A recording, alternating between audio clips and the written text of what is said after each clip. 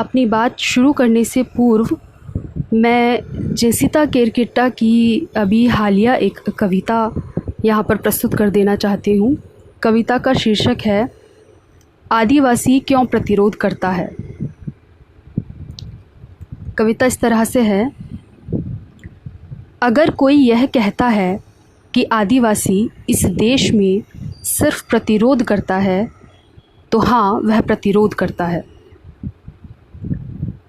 इसलिए नहीं कि प्रतिरोध करना उसकी आदत है, इसलिए कि उसका हक जो छीन लिया गया इस देश के विकास के नाम पर, उस देश में वह सिर्फ अपना हिस्सा चाहता है, ज़्यादा कुछ नहीं मांगता। आदिवासी इस देश से कुछ पूछता है इसलिए नहीं कि उसे सिर्फ सवाल पूछना आता है, इसलिए कि सिर्फ उसी से कोई नहीं पूछता कि वह क्या चाहता है। अब अगर यह देश समझता है कि आदिवासी इस देश का विकास नहीं चाहता, इसलिए प्रतिरोध करता है, सत्ता के खिलाफ रहता है, तो यह समझना चाहिए कि यह देश अपने लोगों को सीधे सीधे और साफ साफ यह नहीं बताता कि विध्वंस को विकास बताने वाला यह देश, शाकाहार बचाए रखने वाला यह देश, पेड़ और पशु की पूजा करने वाला यह देश जब आदिवासियों की बलि चढ़ाने आता है, उनको जिबह करने से ठीक पहले खुद जबरन अंधा और बहरा बन जाता है ताकि उसे किसी की आवाज़ सुनाई न दे, बोलता हुआ कोई आदिवासी दिखाई न दे। ऐसे अंधे और बहरे देश में, ऐसे नरभक्षी देश में अगर कोई आदिवासी अपने जीवित रहने के हक़ के लिए लड़ता है तो क्या गलत करता है। दोस्तों, जिस तरह से कविता में भी बताया गया है कि आदिवासी ने जब जब प्रतिरोध किया है, जब जब अपने समाज के लिए आवाज़ उठाई है, तब तब समाज और सत्ता ने उसे विकास विरोधी घोषित कर दिया गया है। तब तब सत्ता ने उसको सत्ता के विरोध में खड़ा हुआ समुदाय बताया है, जबकि ऐसा नहीं है साथियों। आदिवासी समाज का इतिहास यदि आप उठा के देखेंगे तो अपने जल जंगल ज़मीन के लिए, अपने समुदाय के अधिकार के लिए, अपने जीवन जीने के हक़ के लिए आदिवासी शुरू से ही संघर्षरत रहा है। विकास के इस मॉडल ने इस तरह के वर्ग पैदा कर दिए पूरी दुनिया में कि वे चाहकर भी अब एक नहीं हो पा रहे हैं। एक पृथ्वी का एक ऐसा हिस्सा बना दिया गया है जो इस विकास की मांग करता है, जो मॉल कल्चर चाहता है, जो कंक्रीट की सड़कें चाहता है, जो बड़े बड़े ऊंचे ऊंचे पुल चाहता है, उन पुलों पर दौड़ती हुई चमचमाती गाड़ियां चाहता है।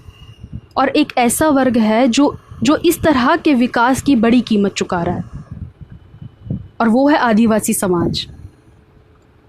तो ये दो पार्टों में जो दुनिया को बांट दिया गया है, इसका मुख्य कारण यही विकास है। इस संदर्भ में यदि मैं अनुज लुगुन की बाघ कविता को प्रस्तुत करूं तो आप बातों को थोड़ा सा और अच्छे से समझ पाएंगे। कविता इस प्रकार से है। जंगल पहाड़ी के इस ओर है और बाघ पहाड़ी के उस पार, पहाड़ी के उस पार महानगर है। उसने अपने नाखून बढ़ा लिए हैं, उसकी आंखें पहले से ज़्यादा लाल और प्यासी हैं। वह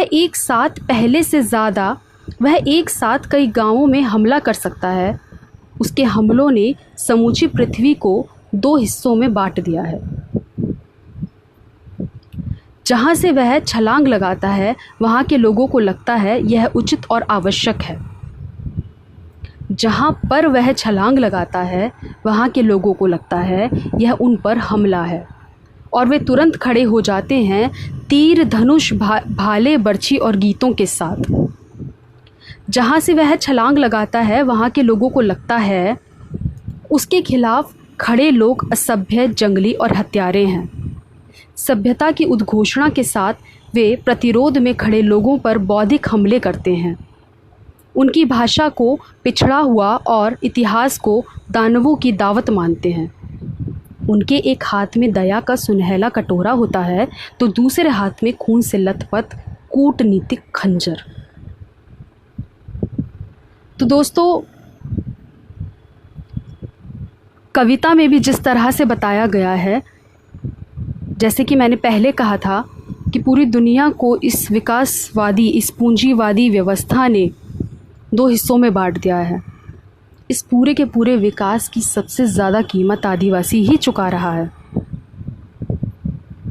जब आदिवासी इस विकास की दौड़ का और अपने साथ हो रही लूट का विरोध करता है, प्रतिरोध करता है, तब उसको विकास विरोधी, नक्सली और न जाने क्या क्या कहकर उसको किनारे लगा दिया जाता है।